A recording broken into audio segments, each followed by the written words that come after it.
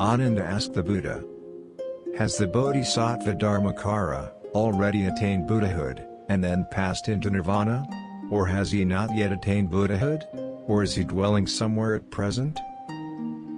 The Buddha replied to Ananda, "The Bodhisattva Dharmakara has already attained Buddhahood, and is now dwelling in a western Buddha land, called Peace and Bliss, 100,000 kotas of lands away from here." Ananda further asked the Buddha, "How much time has passed since he attained Buddhahood?" The Buddha replied, "Since he attained Buddhahood, about 10 kalpas have passed." He continued, "In that Buddha land, the earth is composed of 7 jewels, namely, gold, silver, beryl, coral, amber, agate and ruby, which have spontaneously appeared. The land itself is so vast, spreading boundlessly to the farthest extent, that it is impossible to know its limit. All the rays of light from those jewels intermingle and create manifold reflections, producing a dazzling illumination. Those pure, superb, and exquisite adornments are unsurpassed in all the worlds of the 10 quarters. They are the finest of all gems, and are like those of the 6th heaven. In that land, there are no mountains, such as Mount Sumeru, and the encircling adamantine mountains. Likewise, there are neither oceans nor seas, valleys, nor gorges.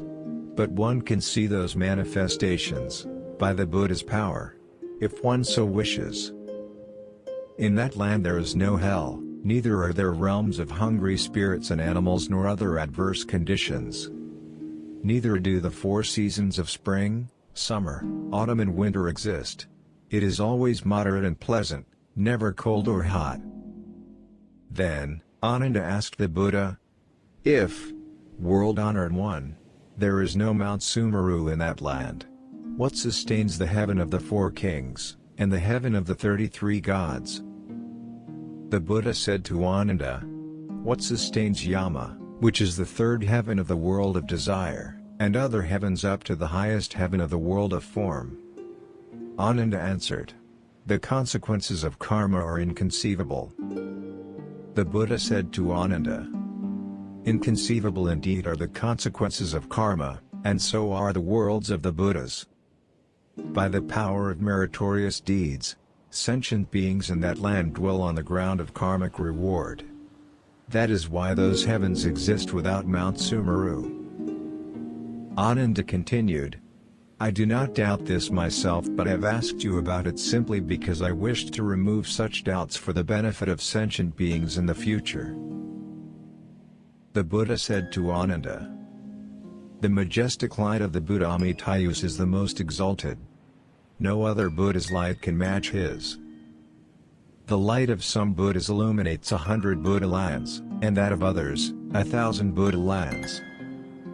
Briefly, that of Amitayus illuminates the eastern Buddha lands, as numerous as the sands of the river Ganges. In the same way, it illuminates the Buddha lands in the south, west and north, in each of the 4 intermediate quarters, above and below. Further, the light of some Buddhas extends 7 feet, that of others, 1 yojana, or 2, 3, 4, or 5 yojanas, and the distance covered increases in this way, until the light of some Buddhas illuminates 1 Buddha land. For this reason, Amitayus is called by the following names: the Buddha of infinite light, the Buddha of boundless light, the Buddha of unhindered light, the Buddha of incomparable light, the Buddha of the light of the King of Flame, the Buddha of pure light, the Buddha of the light of joy, the Buddha of light of wisdom, the Buddha of unceasing light, the Buddha of inconceivable light, the Buddha of ineffable light, and the Buddha of the light outshining the sun and the moon. If sentient beings encounter his light, their 3 defilements are removed. They feel tenderness, joy and pleasure, and good thoughts arise. If sentient beings in the 3 realms of suffering see his light, they will all be relieved, and freed from affliction. At the end of their lives, they all reach emancipation. The light of Amitayus shines brilliantly, illuminating all the Buddha lands of the 10 quarters. There is no place where it is not perceived. I am not the only one who now praises his light.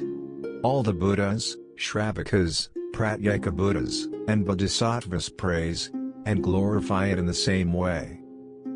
If sentient beings, having heard of the majestic virtue of his light, glorify it continually, day and night, with sincerity of heart, they will be able to attain birth in his land, as they wish.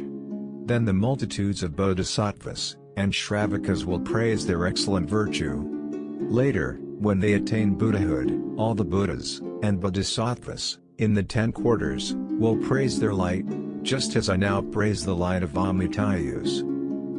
The Buddha continued, the majestic glory of the light of Amitayus could not be exhaustively described, even if I praised it continuously, day and night, for the period of 1 kalpa.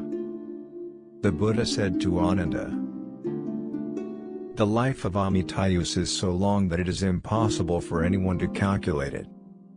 To give an illustration, let us suppose that all the innumerable sentient beings in the worlds of the 10 quarters were reborn in human form, and that everyone became a Shravaka, or Pratyeka Buddha. Even if they assembled in one place, concentrated their thoughts, and exercised the power of their wisdom to the utmost to reckon the length of the Buddha's life, even after 1,000 million kalpas, they could still not reach its limit.